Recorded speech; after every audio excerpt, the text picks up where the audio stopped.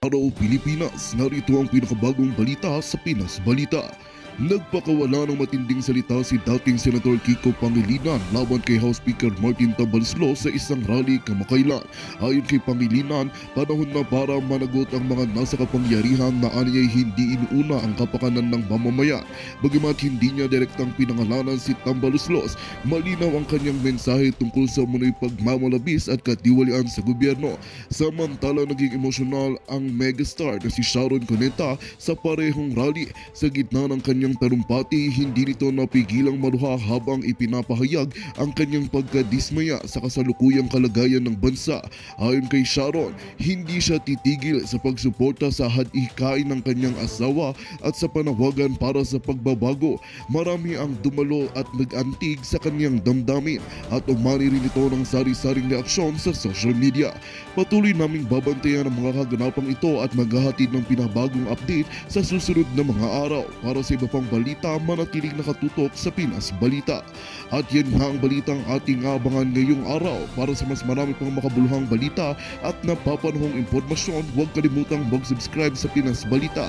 Sama-sama nating subaybayan ang mga susunod na issue at maging bahagi ng pagbabago sa ating bayan.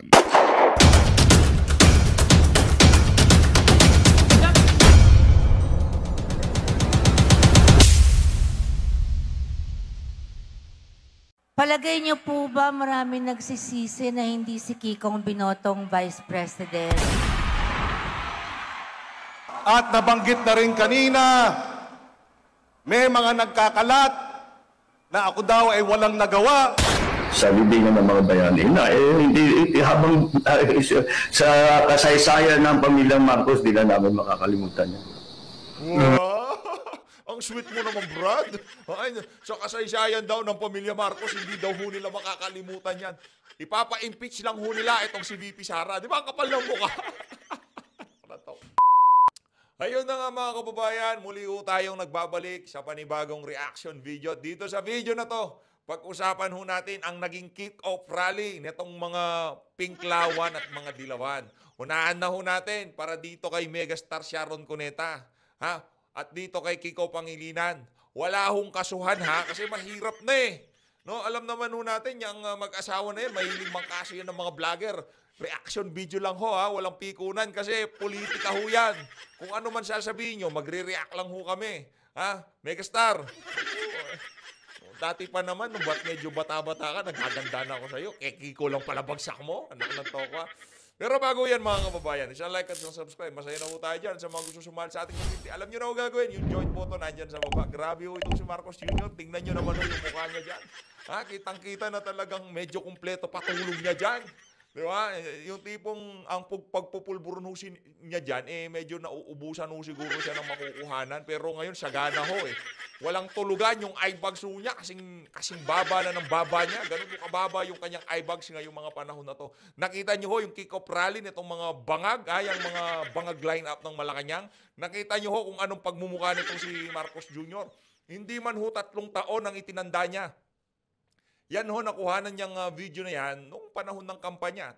2 years, magti 3 years ago. Pero yung mukha ho niya ngayon, iba na, ika nga. Hindi ho niya dati kasi, ang style ho niyang si Marcos Jr., medyo tinatawan-tawanan, niya yung mga bumabatikos, di niya pinapansin. Ganyan ho siya. Pero ngayong mga panahon na to, ibang usapan na yan. Brad, pinirmahan mo ang budget, napalsipikado yung hindi sinunod ang saligang batas. Alam mo nang may problema, PhilHealth, Department of Education. Alam mo nang may problema, pinirmahan mo pa.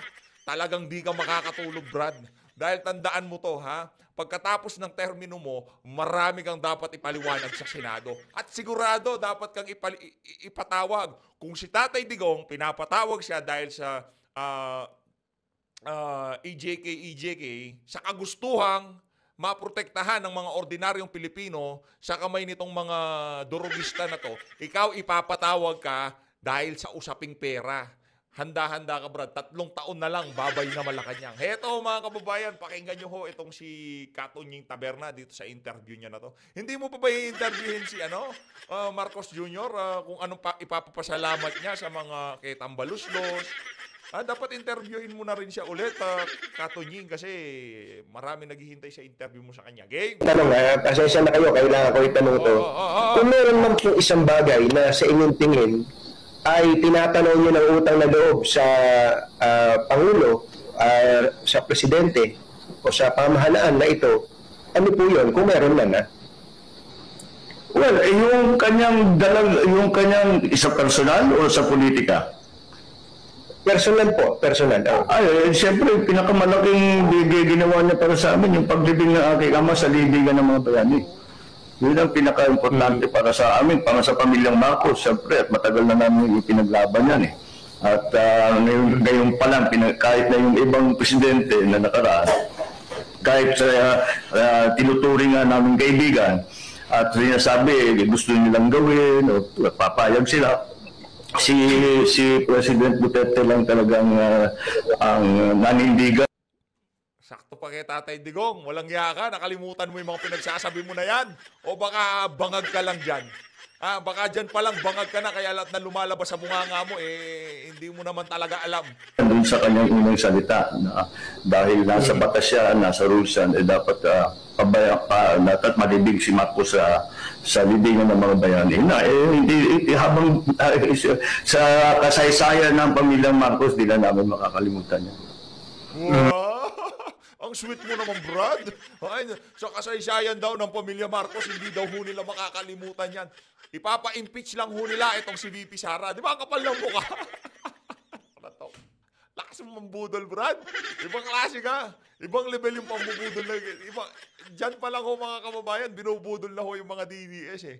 Habang buhay namin, ipapasalamat yan ng pamilya Marcos. Natok. Ang mukha ng, ito ho, yan ho ang mukha ng panluloko sa bayan ito. Gusto niyong makita yung katumbas na salita o pagmumuka ng salitang manluloko at mambubudol. Tignan nyo lang ho ang pagmumuka nitong si Marcos Jr. Ayun, sa pagmumuka pa lang ho, talagang ngayong mga panahon na ito, pagka nakita mo, naku, budol yan, manluloko yan, di ba? Kumbaga siya lang yung nangako sa inyo na tinupad. Parang gano'n. Sa lahat ng iba, sinasabi, gagawa natin ng paraan, titignan natin. And siguro sincere naman talaga sa iba, pero syempre may pwersa ng politika. Meron akong isang tanong, pasensya na kayo. Yun ho kasi yun. Ganun ho kasi katindi si Tatay Digong. Ganun ho katindi si Tatay Digong. Shoutout pala sa mga taga third floor, yung maraming salamat. Solido. Laki ng pasalamat ko talaga. Laki ng pasalamat. Maraming salamat sa mga third floor studio. Thank you. Kailangan ko itanong to. Kung meron Sa mga susunod na video natin, pag-usapan kung ano yung pinapapasalamat natin sa kanila. Game, dito na ho tayo kay Ate Shawi. Good evening po sa inyong lahat! Dasma, kumusta na po kayo? Maraming salamat po sa inyong painit na pagtanggap sa amin. Parang natata itong si Ate Shawi, no? Kumusta? Nakakatuwa naman po. Hello po!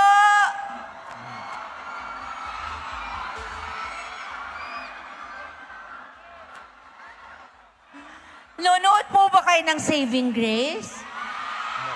Doon lang po ako masungit hindi po sa totoong buhay. Salamat po, lalabas na po sa March 6 sa Kapamilya Channel. Buong-buo na po, hindi na putol. Marami pa pong eksenang di nyo nakita. Nag-plug pa ako, no? Di bale. Meron lang po akong, kaya po ako nandito. Alam nyo naman dahil po ang aking kabiyak ay tumatakbo na naman. Nung siya po ay... Ano sabi? Nai-stroke ka ba? Ba't ganyan ako salita? Ano nangyari dito sa bibig ni Ate Shawi? Nagpapakigay ka. Ayusin yung magsalita. Naging partner ng ating minamahal na Pangulo sa Puso, si Ma'am Lenny. Give up po niya yung kanyang Senate seat at yung dreams po niya. Yun lang naman po ang maglingkod. Palagay niyo po ba maraming nagsisisi na hindi si Kikong binotong Vice President?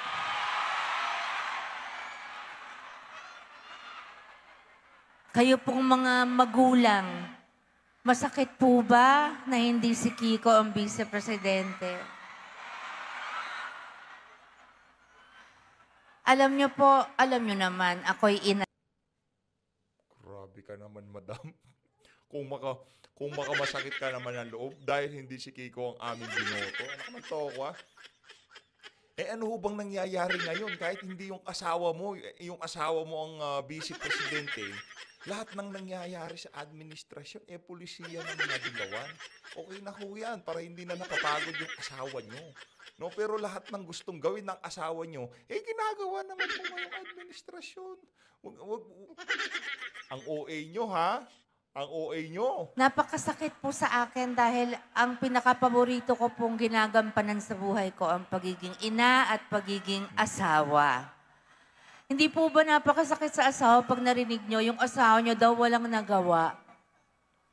Ano ba? Marami ano ba po nagawa? kasing nilabas nung araw na parang campaign against him na yun ang ipagkalat. Ang masakit, maraming naniwala dahil sa lakas ng mga pagdidisperse ng informasyon na yon. Pero aaminin ko po, wala talagang nagawa yan. Wala po siyang nagawang masama. Wala pong nagawang pagnanakaw. Magta-29 years ko na po siyang asawa. Makwento ko lang po, yung bahay na pinatatayo namin, mahigit 4 na taon na po, hindi pa tapos. Kasi po tawag namin sa amin, 1K, 1T. 1 kahig, 1 tuka. Pag may kita, pagawa.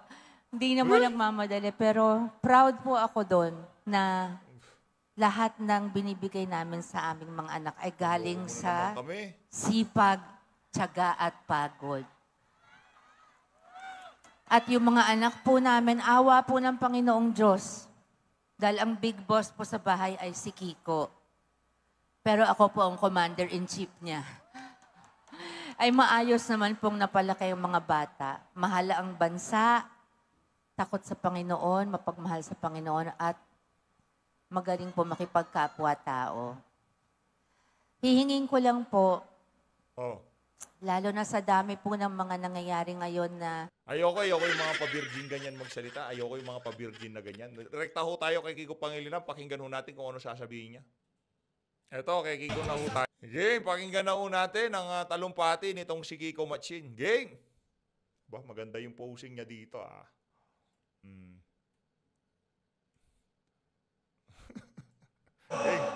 ng live stream. Magandang gabi sa kanilang lahat.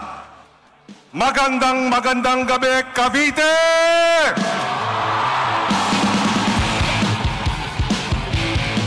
Narito tayo ngayon sa makasaysayang lalawigan ng Cavite upang ilunsad ang isang inaasahan nating magiging makasaysayang kampanya at pagkilos tungo sa halalan sa Mayo 12, 2025. Malaki ang naging kontribusyon ng lalawigan ng Cavite sa ating kasaysayan upang maitatag ang kauna-unahang republika sa Asia noong 1898. Dito sa Kawit, Cavite, idineklara ang ating kalayaan noong June 12, 1898.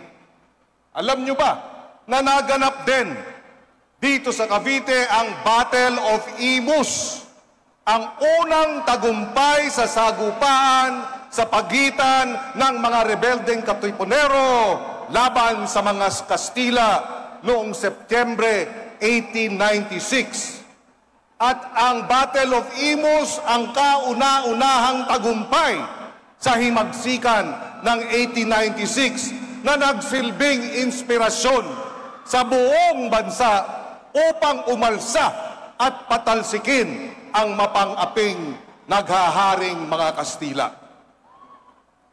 Naway ang ating kick-off proclamation rally ngayong gabi magsilbing inspirasyon din upang maudyok naman ang iba pang mga lalawigan, ang ating mga kababayan sa iba't ibang parte ng bansa na tumindig at kumilos upang maipanalo natin ito sa darating na Mayo. Mahalaga din ang Cavite sa amin ni Sharon at ang aming pamilya. Pinili namin ang Cavite bilang pangalawang home province po namin Dahil dito na kami bumuboto sa Barangay Inchikan, dyan sa Silang. Dagdag dito ang ating sakahan, maliit na gulayan, organic vegetable farm, nariyan naman sa Barangay Kaisuyo, sa Alfonso, Cavite. Ika nga, hindi man kami natural-born Caviteño, maaari na kaming ituring na naturalized Caviteño. At Pero nung panahon nun ni Tatay Digong, wala na ho itong mga dilawan na to. Ngayon, gumawa ho. Kasi, ganito itong nasa administration, itong si Marcos Jr., di ho nila kaya yung mga Duterte. Kaya ang nangyari, itong mga dilawan, itong mga pinklawan, itong mga pulahan, itong mga loyalista, nagsama-sama ho sila para banatan itong mga Duterte. Di ba, iisa yung banat nila, yan sila Sendanya, yan sila Lila de Lima, magkakasama ho sila dyan. Magkakasama ho sila dyan. Tingnan nyo naman yung nila, kick-off party nila, kick-off rally nila, di ba? O, bigatin ho talaga, napakarami ho talagang nahakot. At saka, sa tingin ho natin, merong mamimigay ng ayuda dyan. O, di naman ho kaya, nauna na yung ayuda sa mga yan, di ba? Ngayon, pagka wala na talaga si VP Sara, wala na Duterteng magiging kandidato sa 2020, sila na naman magbabakbakan. Ngayon pa nga lang, yan, si Sindanya, binabanatan na si Marcos Jr., di ba? Ngayon pa nga lang, yung iba nanunuwag na ho. Dahil akala na, sa buong akala nila, wala na ho talaga si VP Sara. Pero nagkakamali ho sila dyan. Hanggat hindi nyo na-i-impeach, hindi pa tapos ang laban. Meron pa rin kaming kandidato sa 2028 presidential election. At pagka nanalo si VP Sara, tapusin na natin to, VP. No? Tapusin na yung mga dapat tapusin, ayusin na yung mga dapat ayusin. Kasi pagka nagkataon, magkakaroon na naman tayo ng presidenting bangag. Wala, tapos na naman. Kapit sa aming puso, bilang dating senador ang Cavite, dahil sa 3 beses nating tumakbong senador, 3 beses din tayo ipinanalo ng Cavite. Maraming salamat, Cavite, sa naging suporta at tiwala ninyo sa akin. At dahil nagtiwala kayo, tiniyak ko na sa 3 termino ng aking panunungkulan, hindi tayo pumayag na masangkot sa anumang kasong anomalya.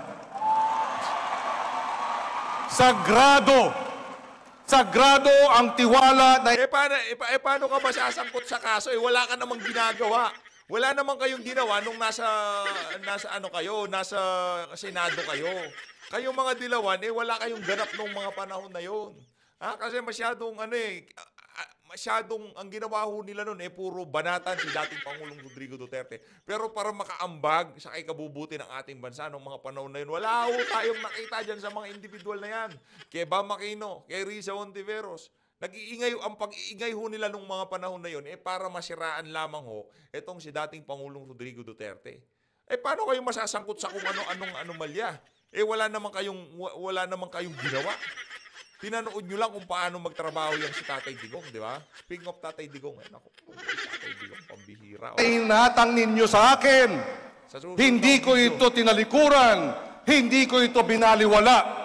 Hindi ako naging taksil sa inyo. Naglingkod ako ng tapat at totoo.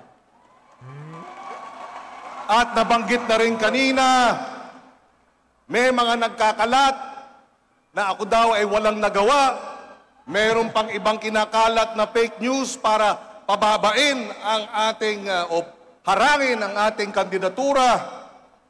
Lahat ho yun, hindi po totoo. At meron po tayong resibo sa mga nagawa. Mahigit 150 mga batas sa loob ng... Tigilan mo yan, Brad. Tigilan mo yung batas-batas na yan. Ikaw lang nagpasa, ikaw lang Senado, ganon. Ikaw lang may gawa. Ganun no kasi yan mga kababayan. Kunyari, meron akong gustong batas, meron mga amuyong dyan sa gilid na makikisaw-saw. Ngayon, pagka co-sponsor ka, di ba, kung kasama ka dyan, pagka nagsalita ka, kala mo sa'yo talaga yung batas. Gayong sumausaw ka lang, sang-ayon ka lang doon sa batas, nailagay lang yung pangalan mo doon sa mga co-author, ikaw na. Lahat po sila, tignan yung mga batas na binibida nito. Tignan nyo yung mga ibang mga kandidato, yung ibang mga senador. Pagka tatakbo sila, ganon din ho ang kanilang strategy. Ganito karami yung naipasa kong batas, nahihain kong batas, napalusot kong batas. Ganyan nung panluloko ang ginagawa nitong mga politiko na to. Pero pagka naupo sila sa Senado, sino ba yang, ano bang gagawin niya si Bam Aquino? Yang si Kiko Pangilinan? Yang si Risa Hontiveros? Kasama na ho nila yang si Pimentel. Pagka naupo sila sa Senado at wala na hong Duterte magtatakbo sa Senado sa 2028. Ang mangyayari ho mga kababayan, kung yung paghihirap na nararanasan natin ngayon, talagang napakatindi. Lalo kung titindi ang paghihirap. Kasi mas matindi hong bakbakan sa politika ang mangyayari.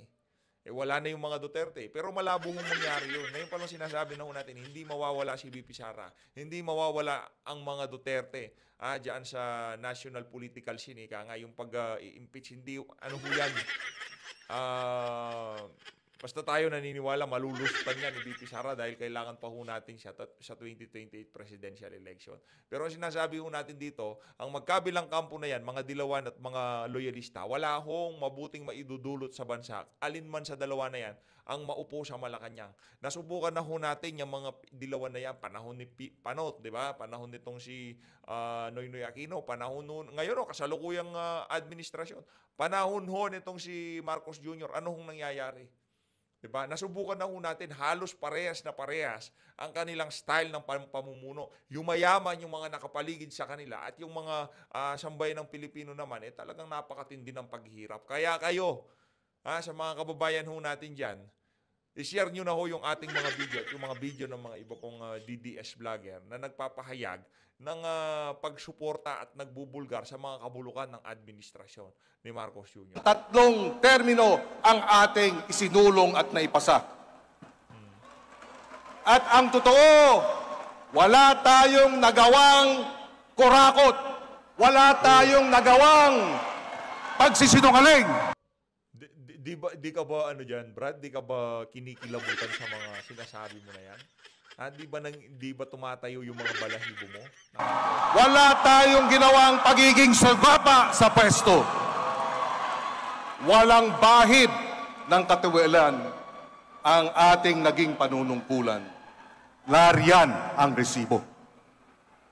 Mga minamahal kong kababayan, nung nakaraang taon, naisiwalat sa Senado, mga public hearing doon, na pinamumunuan ni Senator Risa Hontiveros at mga Quadcom hearings na rin sa Kongreso, ang talamak na katiwalian at pang-aabuso sa pwesto ng ilang mga opisyal ng pamahalaan. Sa Senado na bulgar, ang mga karumal-dumal na krimen, dala ng industriya ng Pogo. Napanood ba ninyo yun? Lumaki ba kayo sa farm? Nakita mismo ng ating Kadiri yung pambababoy ang panlulokong ginagawa nila sa ating mga kababayan. Wala akong pakialam doon sa mga lumaki sa farm. Pero ganyan ho tayo lokohin itong mga politiko na to. Ano ba napatunayan dyan sa mga hearing na yan? Na mayroong kumitang mga senador, base doon sa nakita nating live nitong si Ma'am Sasrugando sa kahapon, na in-interview niya yung kaibigan ng anak nitong si Lito Lapid. Nung naibigay na yung mga manifesto dito kay Senator Risa Hontiveros, yung mga Taiwanese national, nakarating sa bansa, yung iba naman daw ho, napalusutan. Noong